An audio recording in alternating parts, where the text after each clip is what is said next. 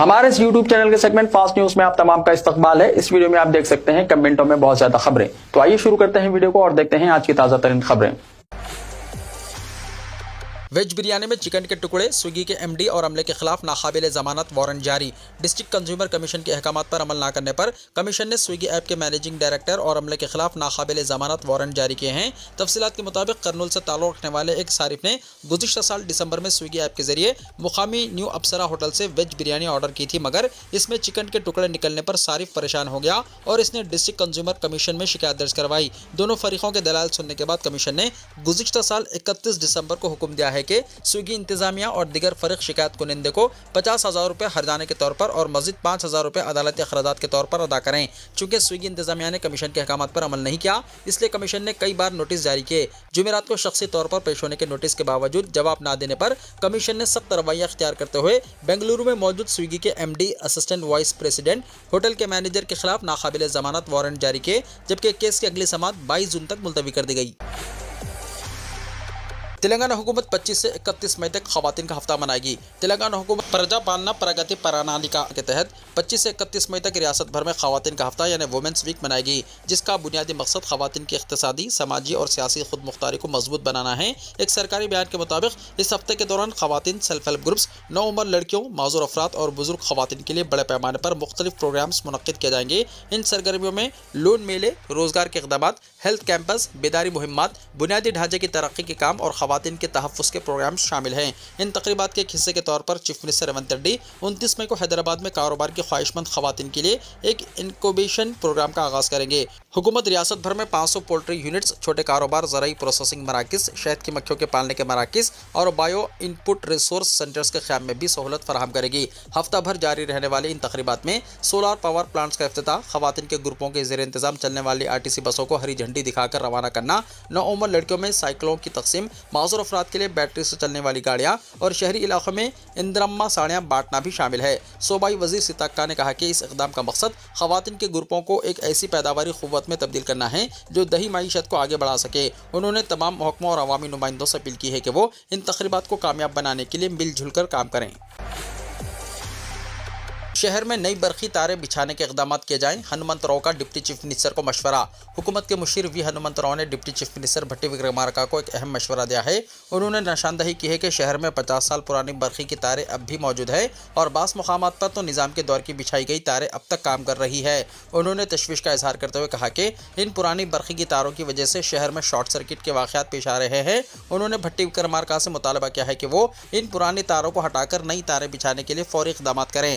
उन्होंने मज़ीद कहा कि जिन अफराद के पास इंश्योरेंस नहीं है, इन्हें शॉर्ट सर्किट के हादसात की सूरत में शदीद माली नुकसान उठाना पड़ रहा है। उन्होंने ताजिरों को भी मशवरा दिया कि वो नई तारें लगवाएं, क्योंकि नई तारों के इस्तेमाल से हादसात के खतरात को काफ़ी हद तक कम किया जा सकता है। उनका कहना था कि हादसात पर काबू पाकर जानी और माली नुकसान दोनों को रोका जा सकता है। उन्होंने वाज़ेह किया है कि वो इस सिलसिले में नई तारें बिछाने के लिए ज़रूरी इक़दाम करने की दरख्वास्त करते हुए भट्टी विक्रमार्का को एक लेटर भी लिख रहे हैं। 5,600 करोड़ के हीरा गोल्ड स्कैम में नौहीरा शख्स गिरफ्तार, ईडी की बड़ी कार्रवाई। 5,600 करोड़ रुपए के हीरा गोल्ड सरमाकारी स्कैम में मुबैना तौर पर मुलव्विस हीरा ग्रुप की मैनेजिंग डायरेक्टर नौहीरा शेख को इन्फोर्समेंट डायरेक्टोरेट के अहदेदारों ने गिरफ्तार कर लिया। इत्तलात के मुताबिक नौहीरा शेख गुज़िश्ता कुछ अरसे से मफरूर थीं। ईडी हुक्काम ने इन्हें फर्जी आधार कार्ड के जरिए गुड़गांव में मुकीम होने की निशानदही के बाद गिरफ्तार किया। बाद तफ्तीश के लिए इन्हें हैदराबाद मुंतकिल किया गया। वाज़ेह है कि नौहीरा शेख और हीरा ग्रुप पर आवाम से तकरीबन 5,000 करोड़ रुपए जमा करने का इल्ज़ाम है। कंपनी ने 36% सालाना मुनाफा देने का झांसा देकर बड़ी तादाद में लोगों से सरमाया हासिल किया था। तहम सरमायाकारों को न सिर्फ मुनाफा बल्कि असल रकम भी वापस ना किए जाने पर कई शिकायत दर्ज कराई गई, जिसके बाद ईडी ने मुकदमा दर्ज करके तहकीकात शुरू की थी।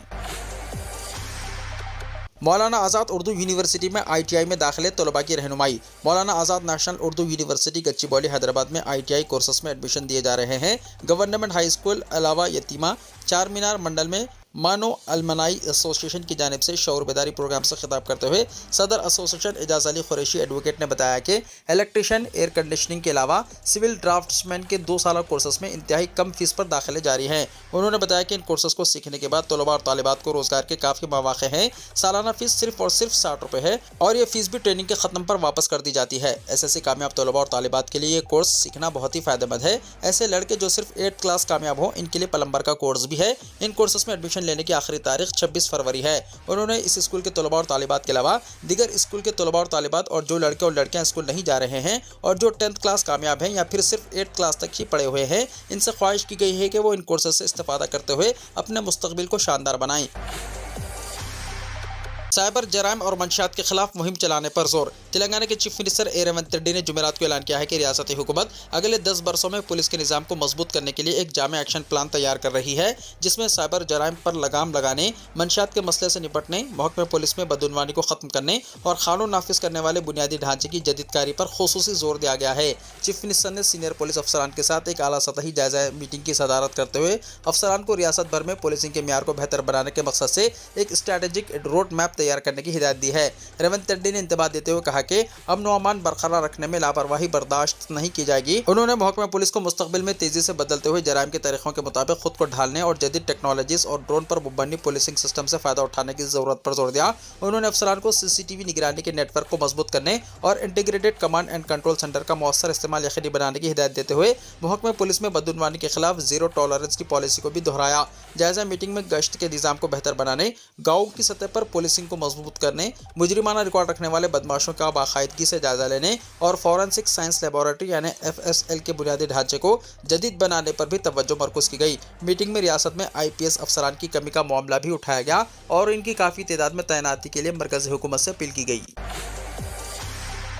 नई कारें ले जाने वाले भारी कंटेनर को लगी आग, कामारेड्डी हैदराबाद हाईवे पर हादसा। रियासत तेलंगाना जिले मेदक में एक कंटेनर में अचानक शदीद आग भड़क उठी। ये वाक़या तुपरान के करीब कौमी शाहरा नंबर 44 पर पेश आया। इस हादसे में कंटेनर में मौजूद 8 नई कारें जलकर खाकिस्तार हो गई। यह हादसा उस वक्त पेश आया जब कंटेनर कामारेड्डी की सड़क से हैदराबाद की जानिब जा रहा था। इस हादसे में किसी भी तरह के जानी नुकसान या किसी के जख्मी होने की इत्तला नहीं मिली, तहम बड़े पैमाने पर माली नुकसान जरूर हुआ है। तेलंगाना वर्कर्स के लिए खुशखबरी, अक़ल तरीन तनख्वाहों में इजाफे का ऐलान। तेलंगाना हुकूमत ने वर्कर्स के लिए खुशखबरी सुनाते हुए अक़ल तरीन तनख्वाहों पर नजरसानी का ऐलान किया है। चीफ मिनिस्टर रेवंत रेड्डी ने वज़ीर लेबर G विवेक वेंकट स्वामी के हमरा वर्कर्स की नई अक़ल तरीन तनख्वाहों की तफसीलात जारी की। हुकूमत ने रियासत के 3 अलहदा जोन्स के वर्कर्स को 4 अलहदा ज़ुमरों में तकसीम करते हुए अक़ल तरीन तनख्वाहों पर नजरसानी की है।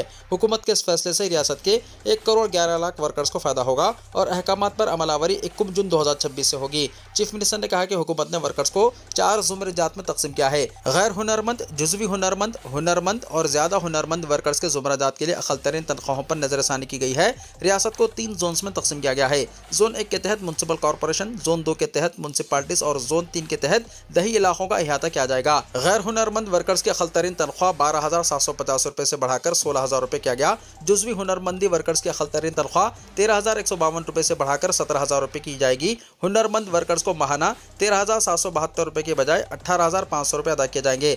जायद हुनरमंद वर्कर्स के अक़ल तरीन तनख्वाह 14,607 रुपये से इजाफा करते हुए 20,000 रुपये किया गया है। तेलंगाना रियासत की तश्कील के बाद वर्कर्स की भलाई के लिए पहली मरतबा फैसला किया गया।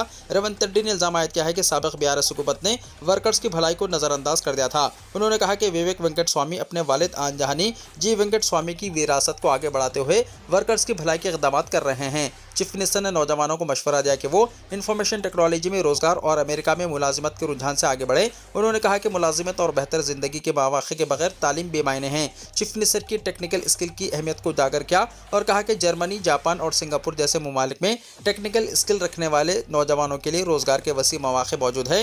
हुकूमत ने नौजवानों की हौसला अफजाई के लिए स्किल यूनिवर्सिटी कायम की है। अक़ल तरीन तनख्वाहों के तयन के सिलसिले में कायम करदा काबीना सब कमेटी की सिफारिशात पर अमल किया जा रहा है। तेलंगाना के 20 अजला में दर्ज हरारत खतरनाक हद तक पहुँच गया। पेद्दापल्ली जिले में सबसे ज़्यादा।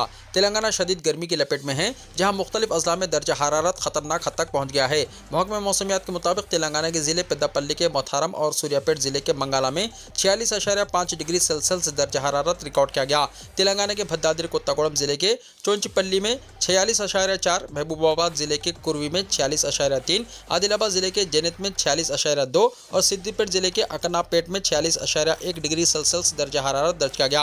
हुक्काम के मुताबिक रियासत के 20 अजला में दर्ज हरारत 46 डिग्री से पार कर चुका है। गर्मी में डिहाइड्रेशन सबसे बड़ा खतरा, एहतियात बेहद जरूरी, एम्स के डॉक्टर की वार्निंग। मुल्क के मुख्तलिफ हिस्सों में शदीद गर्मी और लू के बढ़ते हुए असरात ने अवामी सेहत के लिए नई तशवीश पैदा कर दी है। कई रियासतों में दर्जा हरारत खतरनाक हद तक बढ़ने के बाद अस्पतालों में गर्मी से मुतासर मरीजों की तादाद में मुसलसल इजाफा देखा जा रहा है। इसी दरमियान all India institute of medical sciences यानी एम्स दिल्ली के शोबे तिब के प्रोफेसर डॉक्टर नीरज निश्चल ने गर्मी की वजह से पैदा होने वाली बीमारियों और इनसे बचाव के तरीकों के बारे में अहम मालूमात दी हैं। उन्होंने खबरदार किया है कि गर्मी के मौसम में डिहाइड्रेशन यानी जिस्म में पानी और नमकियात की कमी सबसे आम और ख़तरनाक मसला बन रही है। डॉक्टर नीरज निश्चल ने IANS से गुफ्तगू करते हुए बताया कि शदीद गर्मी में सबसे पहले जिस्म पानी की कमी का शिकार होता है। अगर इस सूरत हाल पर बर वक्त तवज्जो ना दी जाए तो ये हीट स्ट्रोक या लू लगने जैसे संगीन हालात में तब्दील हो सकती है, जिसमें मरीज बेहोश भी हो सकता है। इनके मुताबिक हीट स्ट्रोक के दौरान जिस्म का दर्जा हरारत बहुत ज़्यादा बढ़ जाता है और फौरी तिब्बी इमदाद ना मिलने पर जान का खतरा भी पैदा हो सकता है। उन्होंने लोगों को मशवरा दिया है कि दोपहर 11 बजे से शाम 4 या 5 बजे तक जब गर्मी अपनी शिद्दत पर होती है, गैर ज़रूरी तौर पर बाहर निकलने से मुकम्मल परहेज करना चाहिए। अगर किसी जरूरी काम के लिए बाहर जाना पड़े तो ढीले, हल्के और फुल आस्तीन वाले कपड़े पहनने चाहिए। इसके साथ सर को टोपी, गमछे या पगड़ी से ढांप कर रखना चाहिए ताकि धूप का बराह रास्त असर जिस्म पर ना पड़े। उनका कहना था कि छतरी का इस्तेमाल या ज़्यादा से ज़्यादा घर के अंदर रहना सबसे बेहतर एहतियात है। डॉक्टर नीरज निश्चल ने कहा कि घर से बाहर निकलने से पहले कम से कम 1 से 2 लीटर पानी ज़रूर पीना चाहिए। इसके अलावा दिन भर इलेक्ट्रोलाइट्स या ORS का इस्तेमाल करते रहना भी ज़रूरी है। उन्होंने वाज़ेह किया है कि सिर्फ सादा पानी पीना काफ़ी नहीं, क्योंकि पसीने के साथ जिस्म से नमक और ज़रूरी मादानियात भी खारिज हो जाती है। यही वजह है कि ORS महलूल और इलेक्ट्रोलाइट मशरूबात जिस्म का तवाज़ुन बरकरार रखने में अहम किरदार अदा करते हैं। उन्होंने बताया कि बेल का शरबत, शिकंजी, दाल का पानी और दीगर रिवायती मशरूबात गर्मी के मौसम में निहायत मुफीद साबित होते हैं। ये न सिर्फ जिस्म को हाइड्रेट रखते हैं बल्कि मैदे को ठंडक भी पहुंचाते हैं। डॉक्टर के मुताबिक मौजूदा वक्त में अस्पतालों में आने वाले मरीजों में कमजोरी, चक्कर आना, शदीद पसीना, सर दर्द, उल्टी और ब्लड प्रेशर कम होने जैसी शिकायत आम हो गई हैं। उन्होंने खबरदार किया है कि शदीद सूरतों में हीट स्ट्रोक की वजह से तेज़ बुखार, जहनी उलझन, बेहोशी और बाज़ औक़ात दौरे भी पड़ सकते हैं। बुजुर्ग अफराद, छोटे बच्चे, हामिला ख़वातीन और ज़ियाबतीस या दिल के मरीज सबसे ज़्यादा खतरे में होते हैं। डॉक्टर नीरज निश्चल ने आवाम से अपील की है कि गर्मी के मौसम में हल्की और ग़िज़ाइयत से भरपूर ग़िज़ा इस्तेमाल करें, ज़्यादा से ज़्यादा सायादार जगहों पर रहें और जिस्म में होने वाली किसी भी गैर मामूली तब्दीली को नज़रअंदाज ना करें ताकि बर वक्त एहतियात के ज़रिए संगीन बीमारियों से बचा जा सके। ऑल इंडिया गाय रक्षक पार्टी कायम करने मौलाना साजिद रशीदी का ऐलान। ऑल इंडिया इमाम एसोसिएशन के सदर मौलाना साजिद रशीदी ने मगरबी बंगाल में मुसलमानों की जानिब से गाय ना खरीदने के फैसले को फ़िरक़ावाराना हम आहंगी और मजहबी अक़ीदे के एहतराम का पैगाम करार दिया है। उन्होंने कहा है कि मुसलमानों ने यह कहते हुए गाय ना खरीदने का फैसला किया कि यह आपका अक़ीदा और आपकी माँ है, हम इसका एहतराम करते हैं। मीडिया से बात करते हुए मौलाना साजिद रशीदी ने कहा कि गायों के तहफ़्फ़ुज़ के लिए वो बहुत जल्द ऑल इंडिया गाय रक्षक पार्टी कायम करेंगे। इस सिलसिले में तमाम मुस्लिम तंजीमों से मुलाकात करते हुए कौमी सतह पर गाय के तहफ़्फ़ुज़ के लिए मुहिम शुरू करेंगे। मौलाना ने कहा कि अगर हिंदू समाज वाकई बेदार और मुत्तहिद हो जाए तो गाय को कौमी जानवर करार दिए जाने से कोई नहीं रोक सकता। उन्होंने इल्ज़ाम आयद किया है कि मसला उस वक्त पैदा होता है जब अक़ीदा का गलत इस्तेमाल किया जाता है और मज़हब के नाम पर फसादात भड़काए जाते हैं। इनके मुताबिक अक़ीदे के नाम पर मुसलमानों पर हमले और मुआशरे में नफरत फैलाने की कोशिशें हिंदू मुस्लिम ताल्लुक़ात को मुतासिर करती हैं। उन्होंने कहा कि मगरबी बंगाल में कई हिंदू मवेशी पालक शदीद मुआशी बहरान का सामना कर रहे हैं। लोगों ने सड़कों पर आकर अपनी परेशानी जाहिर करते हुए कहा कि गाय फरोख्त न होने से इनका कारोबार ठप हो गया है और वो खर्च के बोझ तले दब गए हैं। मौलाना ने सवाल उठाया कि ऐसे वक्त में बजरंग दल जैसे तंजीमें इन मुतासर अफराद की मदद के लिए आगे क्यों नहीं आती। दिल्ली NCR में 3 रोज़ा ट्रांसपोर्ट हड़ताल शुरू, ज़रूरी खिदमात मुतासर होने का खदशा। दिल्ली और कौमी राजधानी खित्ते यानी NCR में जुमेरात को ट्रक, टैक्सी और ऑटो ड्राइवरों की 3 रोज़ा हड़ताल शुरू हो गई। All India motor transport Congress यानी AIMTC की कॉल पर तकरीबन 68 ट्रांसपोर्ट एसोसिएशनों ने तिजारती गाड़ियों पर ग्रीन टैक्स यानी माहौलियाती मुआवजा सेस में इजाफा करने की दिल्ली हुकूमत के फैसले के खिलाफ हड़ताल शुरू की। दिल्ली में हड़ताल का खासा असर है। रेलवे स्टेशनों और बस टर्मिनल्स पर मुसाफिरों को खासी तकालीफ का सामना है, वो पब्लिक ट्रांसपोर्ट इस्तेमाल करने पर मजबूर हैं। बड़े बाजारों में ट्रक और तिजारती गाड़ियां कतार में खड़ी नजर आती हैं। मुसाफिरों का बड़ा हुजूम कौमी दारुल हुकूमत के कई रेलवे स्टेशनों के बाहर इंतजार करते हुए बसों और मेट्रो स्टेशनों की तरफ जाते हुए देखा जाता है। हड़ताल दिल्ली NCR में दूध, फलों और सब्जियों जैसी ज़रूरी अशिया की सप्लाई को बुरी तरह मुतासिर कर सकती है, क्योंकि ज़रूरी खिदमत में शामिल ट्रांसपोर्टरों ने भी बंद की मुकम्मल हिमायत की है। यूनियन ट्रक, टैक्सी और ऑटो के किराए में इजाफे का मुतालबा कर रही है, क्योंकि कई बरसों से किराए में इजाफा नहीं किया गया। यूनियन का कहना है कि CNG और दीगर ज़रूरी अशिया की कीमतें मुसलसल बढ़ रही है। All India motor transport Congress यानी AIMTC ट्रक ड्राइवरों, प्राइवेट बस, टैक्सी और मैक्सी कैब ऑपरेटरों की आला तंजीम ने मंगल को एक मीटिंग में हड़ताल की कॉल दी थी। दिल्ली NCR में रोजाना लाखों लोग इन पब्लिक ट्रांसपोर्ट गाड़ियों का इस्तेमाल करते हैं, इसीलिए इस हड़ताल का असर ट्रैफिक पर महसूस किया जा रहा है। इंटरनेट पर कॉकरोच जनता पार्टी की धूम, चंद दिनों में फॉलोवर्स बीजेपी से ज्यादा हो गए, ट्विटर अकाउंट मुअत्तल। Chief justice of India Suryakant ने हाल ही में एक दरख्वास्त पर समाअत के दौरान सोशल मीडिया इस्तेमाल करने वाले बास बेरोजगार और काहिल नौजवानों को कॉकरोच और पैरासाइट्स करार दिया था। इनके इन रिमार्क्स पर सोशल मीडिया में हंगामा खड़ा हो गया और इस हंगामे से एक ऑनलाइन मुहिम शुरू हो गई, जिसे आज कॉकरोच जनता पार्टी के नाम से जाना जा रहा है। इस कॉकरोच जनता पार्टी के सोशल मीडिया हैंडल पर देखते ही देखते लाखों फॉलोवर्स पैदा हो गए। इंस्टाग्राम पर इसके फॉलोअर्स की तादाद 15 मिलियन से ज़्यादा हो चुकी है। ये हिंदुस्तान की किसी भी सियासी पार्टी से ज़्यादा है, जिनमें बीजेपी भी शामिल है। इंस्टाग्राम पर बीजेपी के 13 मिलियन और कांग्रेस के 8 मिलियन फॉलोअर्स हैं। नई पार्टी ने महज 4-5 दिनों में ये मौक़ूफ़ हासिल किया है। इस पार्टी के बानी अभिजीत दीपिके हैं, जिनका ताल्लुक आम आदमी पार्टी से रहा है। फिलहाल वो अमेरिका में हैं। चीफ जस्टिस ऑफ इंडिया के रिमार्क्स पर उन्होंने 16 मई को तंज़िया तौर पर यह मुहिम शुरू की थी। इस पार्टी को न सिर्फ जेन ज़ी बल्कि दूसरे लोगों की भी तायद हासिल हो रही है। इनमें तृणमूल कांग्रेस की महुआ मित्रा और कीर्ति आज़ाद जैसे लीडर्स भी शामिल है।